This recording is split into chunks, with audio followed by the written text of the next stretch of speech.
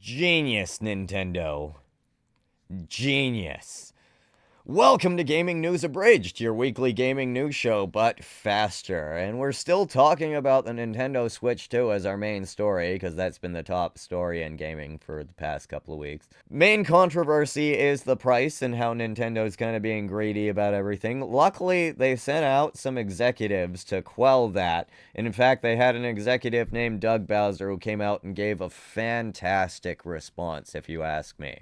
What he said was that if you can't afford the Switch 2, just buy a Switch 1, you brokey. Stop being so broke. I'm paraphrasing a little bit, but he's like, y'all broke peasants just need to get the Switch 1 if you can't afford a Switch 2. The Switch 1 is also an 8-year-old console that they're not going to lower the price on. They're still selling for the same price they sold in 2017. So, it's a fair deal. I'm honestly baffled at how bad this response is. It's similar to the response that they had for Xbox One when they first unveiled that, and it was going to be an always online console. And people didn't like that. They wanted to play it offline. What if you didn't have an internet connection? Internet connections weren't even that good back then. They're still not great if you're in a rural area. And they told you to buy an Xbox 360 if you don't want the always online console. And then they eventually reneged and just made the Xbox One playable offline. We pretty much did give up on that, though, because pretty much everything is always online at this point.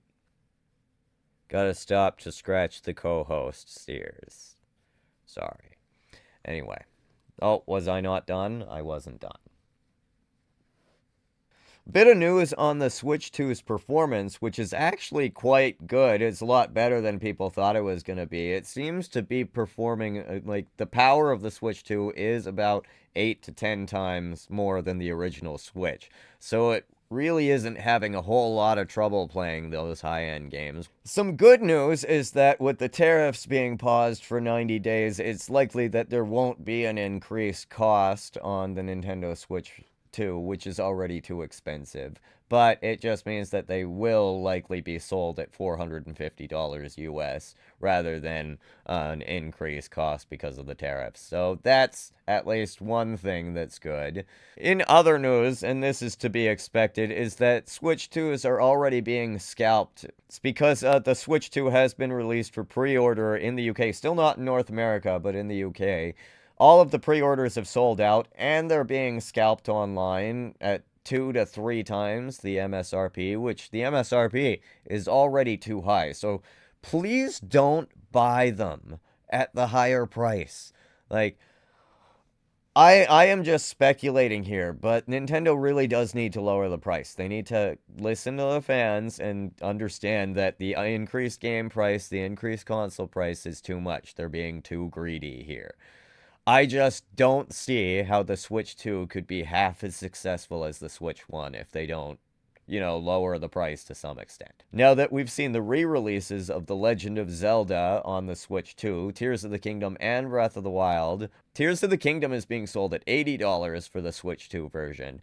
Breath of the Wild is being sold at $70 for the Switch 2 version, but then you have to pay the $20 for the expansion pack because that isn't included with the Switch 2 version. So it's up to $90 for that, US, by the way. And if you bought Breath of the Wild on Switch originally for $60, you can pay $20 for the expansion pack, plus they haven't released how much it'll be for the upgrade pack. So that could be, I hope, $10. That would then make it $90. If it's $20, it goes up to $100 for Breath of the Wild, which has already sold 30 plus million copies, and Nintendo has already made their production money back on it. This is beyond greedy. They need to stop. They need to apologize. Or the Switch 2 is not going to be a success like the Switch 1. What do you guys think? Am I off base here? I'm not planning on buying it at release. I can't afford it, 1, and 2, I just think it's not a reasonable price. And that is Gaming News Abridged. Please like and subscribe. It really does help out the channel a lot. Comment any stories you want me to cover next week. Comment about anything, really. Thanks so much for watching, and please tune in next week. See ya.